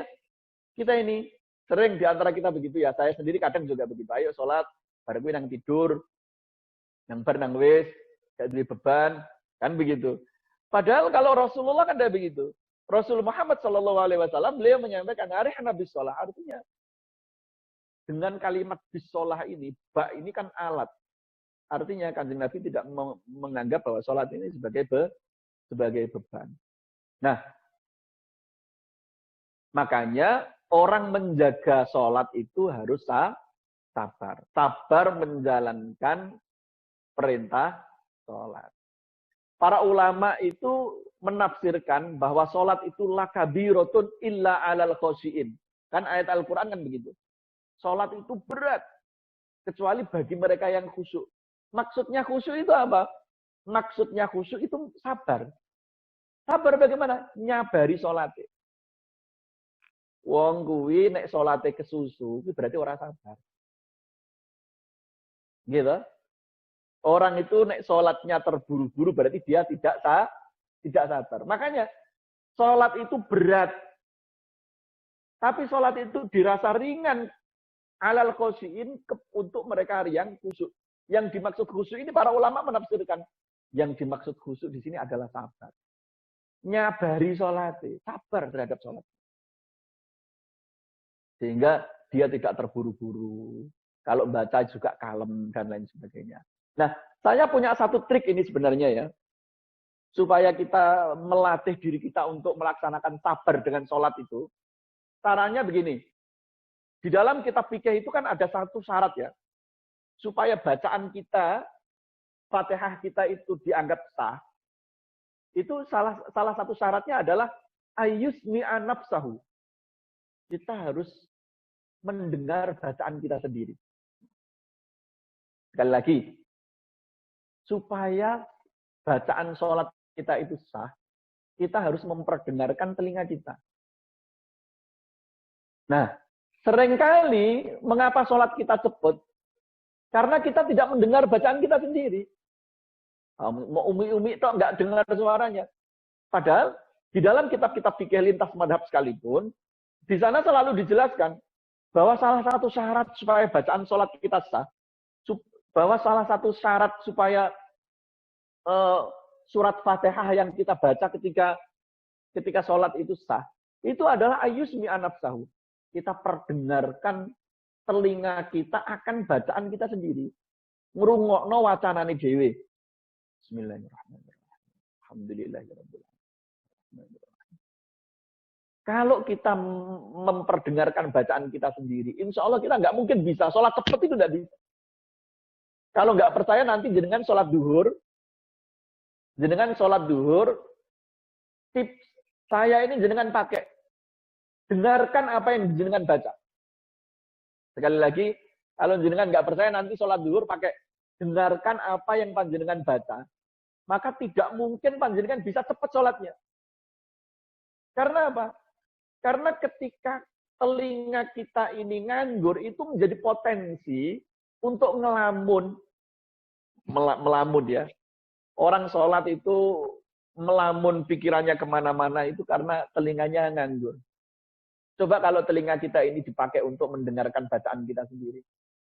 Sehingga telinga kita ini nggak nganggur, dia punya tugas, dia punya pekerjaan. Ketika dia punya pekerjaan, ketika dia punya tugas, sehingga tidak mudah untuk diganggu oleh hal-hal yang di luar sholat. Jadi itu salah satu tipsnya. Bagaimana cara supaya kita melatih sholat bisa khusyuk? Caranya sederhana. Satu saja caranya. Yaitu dengarkan bacaan kita sendiri. Dengarkan apa yang kita baca. Nanti sholat kita nggak mungkin cepat. Karena kita mencoba mendengarkan bacaan kita sendiri. Kita ngerayani wacanane dewe-dewe. Wacanan itu benar ya. Bismillahirrahmanirrahim. Alhamdulillahirabbil alamin. Akhirnya lama. Itu kalau kita pengen melatih bersabar terhadap sholat itu begitu. Karena hanya orang yang bersabar yang mampu khusyuk di dalam sholat. Karena sholat itu sesuatu yang berat. Harus bersabar. Gitu. Silakan. Dua pertanyaan lagi ya, Ustaz ya. Dua pertanyaan Silakan. terakhir ini. Bagaimana pandangan Ustadz tentang orang yang jelek bentuk, perilaku, tutur kata, dan sebagainya. Contohnya preman sekalipun punya kesempatan untuk masuk surga. Sedangkan orang yang sudah beriman di jalan Allah dengan sebaik-baiknya bisa saja masuk neraka. Jadi baiknya kita hidup seperti apa bentuknya, Ustadz? Yang bentuk pertama atau yang kedua? Terima kasih, Ustadz. Jadi begini, kalau dari perspektif iman, sekecil apapun iman pasti akan menghantarkan kita ke surga. Asal orang punya iman, dia pasti akan masuk surga kan? Tapi kalau dia itu sisi sosialnya tidak baik, misalkan, dia berarti mampir neraka. Misalkan ada preman, misalkan. Sebut saja misalkan preman. Ya tidak semua preman buruk lah. Tapi kita sedang membicarakan preman yang tidak baik lah, misalkan begitu. Dia punya iman, tapi pasti dia akan pasti dia akan masuk surga. Dia pasti akan masuk surga. Tapi karena sosial dia yang buruk mungkin, akan menjadikan dia mampir ke neraka. Lah kalau dosa sosialnya dia banyak, ke nerakanya ya lebih lama. Masa ya pengen seperti itu? Ingin disamakan dengan preman kan ya enggak. Ya tentu beda dengan orang yang perbuatannya baik, ya tentu beda. Karena begini, surga itu kan murni rahmat. Sekali lagi ya, surga itu kan murni rahmat. Sehingga Rasul pernah menyampaikan, la yudkhila ahadakum amaluhu al-jannah. Siapapun di antara kalian tidak mungkin amalnya akan memasukkan dia ke surga. Para sahabat kemudian bertanya, wala anta ya Rasul? Apakah amal Anda juga tidak masukkan Anda ke surga? Rasulullah, mana? Amalku juga tidak akan mampu ke surga. Terus bagaimana? Illa ayyadaniyal rahmati. Dengan fadl dan rahmatnya Allah. Tapi ingat, fadl dan rahmat itu akan ada potensi mendapatkan rahmat dan fadlnya Allah ketika kita beramal. Artinya, semakin baik kita, semakin berpotensi untuk mendatangkan rahmatnya Allah. Kan begitu.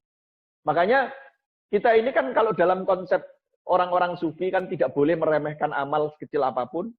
dan tidak boleh meremehkan dosa sekecil apapun. Karena apa? Sekecil apapun dosa kita pasti akan berpotensi mendatangkan murka dan neraka. Sebaliknya, sekecil apapun amal kebaikan kita pasti akan mendatangkan dan berpotensi mendatangkan rahmatnya Allah dan surga. Sehingga dari perspektif ini, orang yang berpotensi dan berkesempatan untuk masuk surga tanpa mampir neraka, ya tentu ya orang yang amal baiknya lebih banyak ketimbang amal buruknya, kan berarti. Kan begitu. Artinya ya nggak bisa terus kita mengatakan, ini tiba-tiba ya podo-podo mlebu swarga ya. Tiba-tiba yang jelek pun, tiba-tiba preman pun juga kalau punya iman kecil apapun akan masuk surga. Ya masa ya pengen disamakan dengan yang model begitu, mampir neraka terlebih dahulu, barangkali ribuan tahun atau jutaan tahun. Kita ini taat kepada Allah, menjalankan perintahnya, menjauhi larangannya, dalam bahasa sederhana kita bertakwa, itu tujuannya supaya nggak mampir ke neraka. Nggak mampir ke neraka. Jadi gambarannya itu begini, orang itu mau ke Jakarta itu kan ada 2 cara. Ya ada 3 cara lah. Ada yang naik kereta api, ada yang naik bis, ada yang naik pesawat. Kalau naik pesawat kan cepat. 1 jam sampai. Itu kalau naik pesawat. Nah, kalau naik bis, lama. Bisa 12 jam. Nah, sekarang ini ada tol. Bisa sampai 10 jam. Yang menjadi pertanyaan, mengapa orang mau ke Jakarta, kalau naik pesawat kok lebih cepat daripada naik bis? Ya karena kalau naik bis itu belok, mampir-mampir. Kalau naik pesawat nggak bisa mampir. Langsung dari Surabaya langsung ke Jakarta. Nah, tapi kalau suka mampir-mampir ya lama. Besok di akhirat juga begitu. Sebenarnya dia punya tiket ke surga karena dia punya iman. Tapi karena di dunia senengane mampir, di akhirat ya mampir. Neraka itu ada 7 katanya. Ada neraka wel, hawiyah, jahanam, jahim, sakor, sak penunggalane. Enek sakor diampiri 100 tahun. Baru kuwi enek jahanam mampir 50 tahun. Habis itu ada jahim mampir 50 tahun. Habis itu ada lagi well, mampir lagi 1000 tahun misalnya, lama nanti.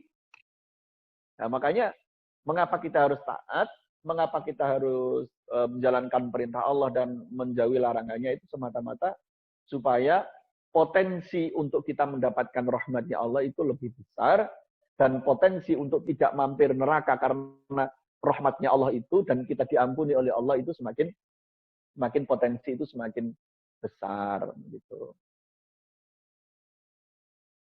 Silakan. Ini pertanyaan terakhir kan mungkin. Iya, silakan. Assalamualaikum Ustaz. Tentu ujian keimanan seseorang pada era sekarang masih belum seberapa jika dibandingkan pada era Rasulullah SAW. Meski demikian, ujian yang kita hadapi pada era sekarang ini sepertinya sangat mudah membuat kita kufur. Karena jika kita perhatikan, semakin ke depan, umumnya kita lebih disibukkan pada urusan dunia dibandingkan dengan urusan akhirat.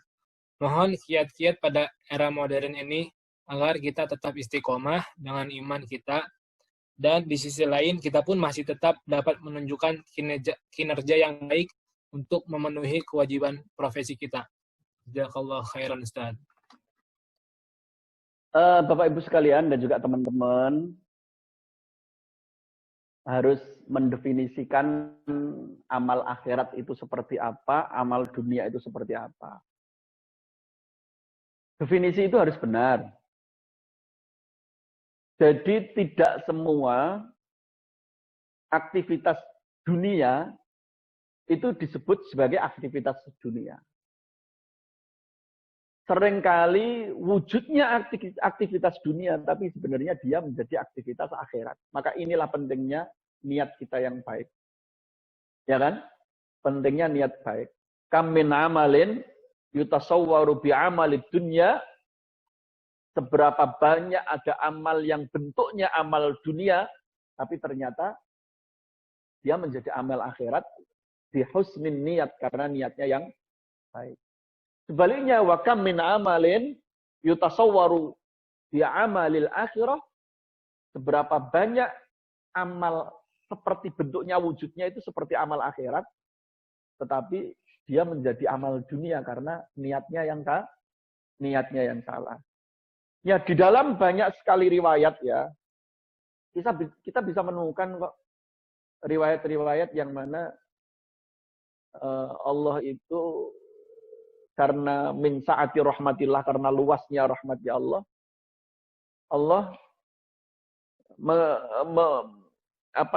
menggunakan fasnya untuk pas akhirat. Contoh misalkan begini. Misalkan, saya mau cerita ini ya. Dulu ada seorang sahabat yang bernama Sa'ad bin Mu'ad. Bertemu dengan Rasulullah, bermusafahah. Bersalaman dengan Rasulullah. Ketika bertemu dengan Rasulullah ini, kemudian Rasulullah bilang, Sa'ad, tanganmu kok kuasar, banyak kapalnya, kan begitu. Tanganmu kasar, banyak kapalnya. Kemudian apa yang disampaikan oleh Sa'ad? Rasul, tanganku yang begini ini adalah tangan yang setiap hari aku gunakan bekerja untuk mencukupi anak istri. Apa yang disampaikan oleh Rasulullah? Dan mencium tangan itu, tangan Sa'ad bin Mu'ad itu dicium oleh Rasulullah, dan Rasulullah menyampaikan, hadihi yadun lam tamsas hanar. Tangan seperti inilah yang tidak akan disentuh oleh api neraka. Ternyata ketika ada orang itu bekerja, ya kan, untuk menghidupi anak istri, tujuannya supaya tidak merepotkan dan menjadi beban orang lain, itu bisa berbuah surga. Sehingga di dalam sebuah riwayat yang lain yang diriwayatkan oleh Al-Imam At-Tabarani, Rasul Muhammad SAW menyampaikan, man amsa kalan min amali yadaih amsa magfuran lahu. Barang siapa orang itu yang ketika sore hari dia merasa capek, lelah sehabis bekerja, kata Rasulullah, amsa magfuran lahu. Maka sore hari itu juga capeknya orang ini karena lelah bekerja, itu dibalas dengan ampunan dosa dari Allah Subhanahu hebatnya. Ini termasuk salah satu rahmatnya Allah Subhanahu wa taala, betapa saat orang itu bekerja mencari nafkah, menghidupi istri, membantu orang tua, yang barangkali dia itu kuliah dengan biaya sendiri karena dia harus biaya sendiri dan dia harus bekerja paruh waktu misalkan. Ternyata hal yang seperti itu bukan amal dunia. Itu adalah amal akhirat. Itu adalah amal akhirat. Jangan dikira yang seperti itu amal dunia, itu amal akhirat. Artinya apa? Di musim pandemi seperti ini, baik-baik untuk menjaga niat, baik-baik juga untuk menjaga iman kita. Menjaga niat itu bagian dari cara kita menjaga iman. Nggak peduli, yang penting pekerjaan yang dilakukan itu adalah sesuatu yang halal. Aktivitas yang dilakukan itu adalah sesuatu yang halal. Jadi tidak semata-mata sesuatu yang kelihatannya tampaknya seperti aktivitas dunia, terus dia menjadi aktivitas dunia, tidak. Tinggal kita sendiri yang memanage, yang mengelola aktivitas kita. Sehingga aktivitas kita itu menjadi aktivitas akhirat. Terakhir saya pengen cerita. Ada seorang ulama sufi yang bernama Ibrahim bin Adham. Ibrahim bin Adham ini, beliau memiliki seorang murid satu, seorang pengusaha, seorang kaya raya. Seorang kaya raya. Nah, orang yang kaya raya ini, dia pengen alih profesi. Dia ingin asetnya, bisnisnya, hartanya itu diinfakkan, seluruhnya disedekahkan, kemudian pengen fokus ibadah kepada Allah, dan pengen berhenti bekerja. Pengen berhenti bekerja. Nah, kemudian di suatu hari dia ketemu sama burung. Ada seekor burung yang kebetulan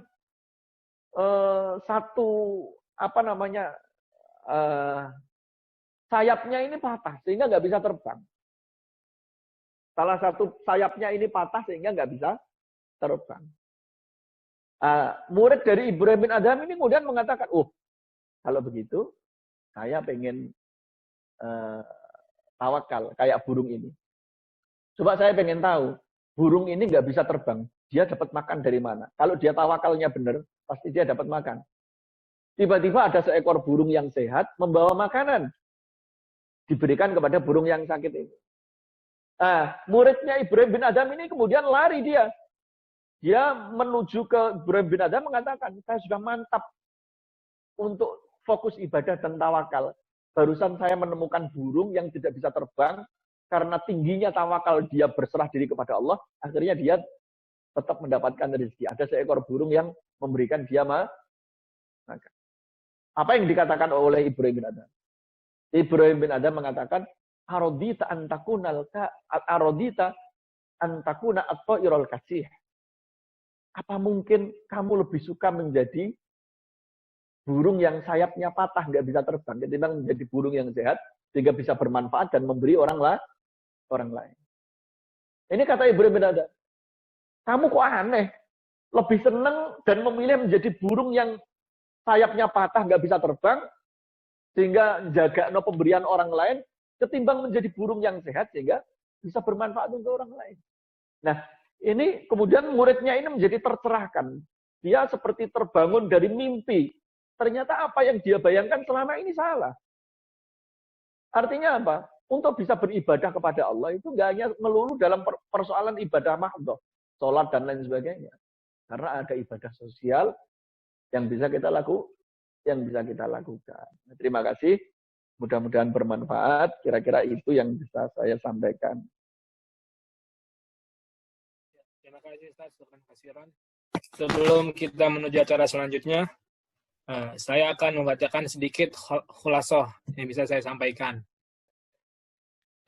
Siapa yang ada iman di hatinya, niscaya ia akan masuk surga.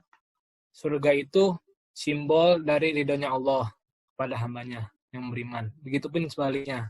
Neraka merupakan simbol dari murkanya Allah kepada hambanya. Betapa indahnya surga, karena tidak ada manusia yang mengeluh ketika sudah ada di surga. Cantiknya bidadari surga masih kalah cantik sama istri kita yang ada di rumah. Surga itu ada KTP-nya, nggak gratis.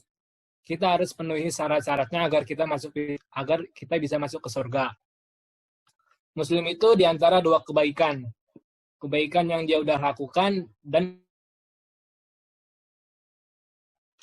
tujuan hidup kita di dunia ini ialah mempersiapkan diri kita dengan sebaik-baiknya. Karena ibarat kata, dunia itu surganya bagi orang kafir dan penjaranya bagi kaum muslim. Saat itu sebagai alat komunikasi kita kepada pencipta kita, yaitu Allah Subhanahu wa Ta'ala. Terutama pada saat-saat sujud. Kehidupan di dunia ialah kehidupan yang fana. Sedangkan kehidupan setelah hari akhir itulah kehidupan yang nyata lagi kekal. Sholat itu tidak hanya dilaksanakan, tapi harus didirikan. Yang bisa menyempurnakan iman kita ialah dimensi sosial kita. Agar supaya kita nggak mampir-mampir segala ke neraka kalau kita pengen ke surga. As-sholatu imaduddin, sholat itu ibarat tiang agama. Mudah-mudahan kita semua lulus dalam menghadapi ujian di dunia ini, dan semoga kita semua masuk ke dalam surganya Allah, berkat rahmat dari Allah Subhanahu wa Ta'ala dan syafaat dari baginda Nabi besar Muhammad SAW. Untuk acara selanjutnya, sekaligus pengumuman pemenang lomba-lomba PIPES 2020. Pada divisi IT PIPES 2020, dan tempat kami persilakan.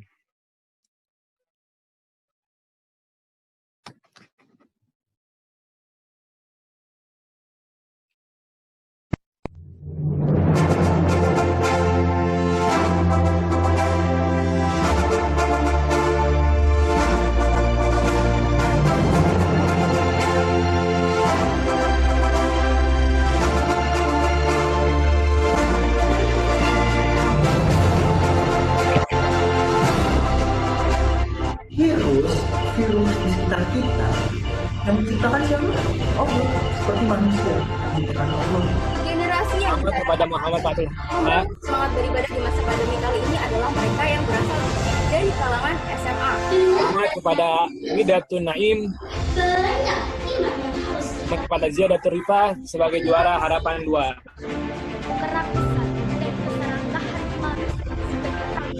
Selamat kepada Rizma Ayu Trisanta dari Kudus, Jawa Tengah, juara 1. Selamat kepada Ainina Nehiatus Sodia dari Bojonegoro, Jawa Tengah, juara 3.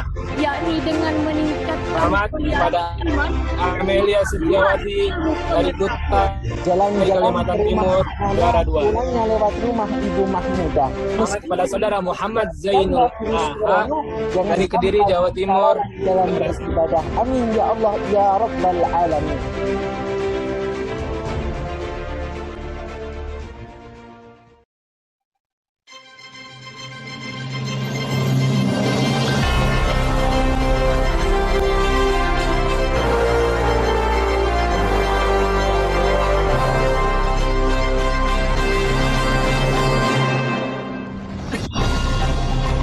Kasih juara lomba tartib PES 2020.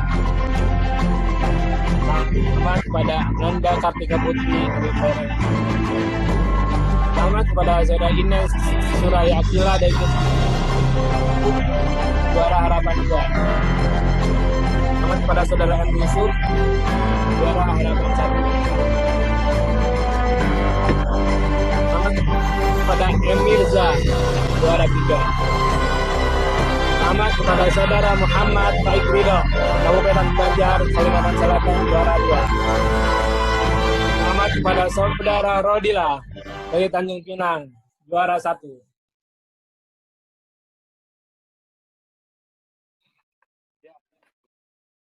Hadirin sekalian, selamat kepada para pemenang lomba PIPES 2020 kami ucapkan.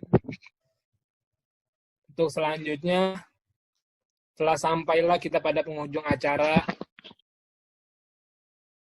Bacaan doa dan saudara Mefriyadi, waktu dan tepat kami persiapkan.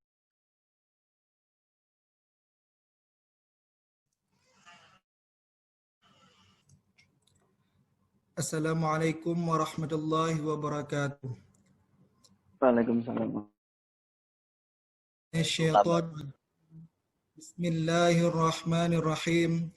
Rabbil alamin hamdan yuwafi ni'amahu wa yukafi'u mazidah. Ya Rabbana lakal hamdu kama yanbaghi li jalali wajhikal karim wa 'azimi sultanik. Allahumma salli wa alihi wa sahbihi ajma'in. Allahumma iftah alaina abwabal khair wa abwabal barakah wa abwabal ni'mah, abwabal rizq wa abwabal quwwah wa abwabas sihah wa abwabas salamah birahmatika ya arhamar rahimin. Rabbana la tu'akhidna in nasina aw akhtana. Rabbana wa la tahmil alaina isran kama hamaltahu 'alal ladina min qablina. Rabbana wa la tuhammilna ma la taqata lana bih wa'fir lana warhamna anta maulana fansurna 'alal qaumil kafirin. Kami pada hari ini dengan puji dan syukur kehadirat-Mu atas segala rahmat dan karunia-Mu yang telah Engkau limpahkan kepada kami sehingga kami bisa hadir bersama untuk mengikuti kegiatan. Untuk itu ya Allah, jadikanlah acara kami ini sebagai acara yang Kau ridhai, yang membawa barakah, rahmat dan hidayah-Mu. Ya, acara ini ditujukan tidak lain hanya untuk memperoleh ridha-Mu semata. Tunjukkan bimbingan kepada kami agar kami dapat menjalankannya dengan baik, dengan sesuai tujuan dan cita-cita kami. Ya Allah, ya Rabbana ya Karim, jadikan dia di sini sifat amanah. Jika kami memimpin, jadikanlah pemimpin yang amanah. Jika kami menjadi rakyat, jadikanlah rakyat yang amanah. Ya Allah, hanya kepada-Mu kami melakukan pengabdian dan hanya kepada memohon pertolongan. Anugerah keikhlasan, lindungan, dan bimbingan untuk menjalankan amanah, sebagai anak bangsa yang bekerja dan berkarya demi pengabdian padamu semata untuk negara cinta yang baldatun taibatun wa rabbul ghafur. Ya Allah, ya Tuhan kami, hanya kami harap bahwa Engkau yang akan mendengar setiap keluh kesah kami, dan hanya Engkaulah setiap permohonan kami. Rabbana zalamna anfusana wa illam taghfirna wa tarhamna lanakunanna minal khasirin. Rabbana atina fid dunya hasanah wa fil akhirati hasanah wa عذاب النار ربنا تقبل منا إنك أنت السميع العليم وتب علينا إنك أنت التواب الرحيم وصلى الله على سيدنا محمد وعلى آله وصحبه وسلم سبحان ربك رب العزة عفون وسلام على المرسلين والحمد لله رب العالمين. Assalamualaikum warahmatullahi wabarakatuh. Waalaikumsalam warahmatullahi wabarakatuh. Setelah sampai kita pada penghujung acara, kiranya masih ada kesalahan dan kehilapan dari panitia, kami mohon maaf sebesar-besarnya. Selanjutnya yaitu penutup. Mari kita bersama-sama membaca hamdalah. Alhamdulillahirabbil alamin. Naqra doa kafaratul majlis. Subhanakallahumma wa bihamdika asyhadu an la ilaha illa anta kasiran. Terima kasih atas waktunya. Assalamualaikum warahmatullahi wabarakatuh. Sampai jumpa di PIF 2021. Dari divisi ITP. Foto.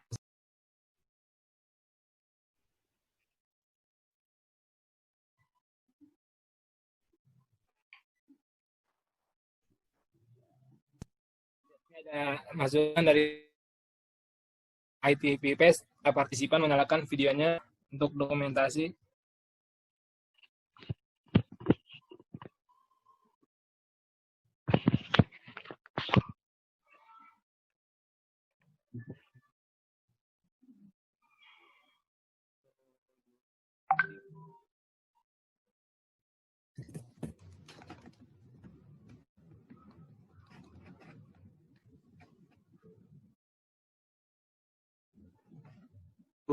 Dua, tiga. Ya, terima kasih hadirin sekalian. Kurang lebihnya mohon maaf.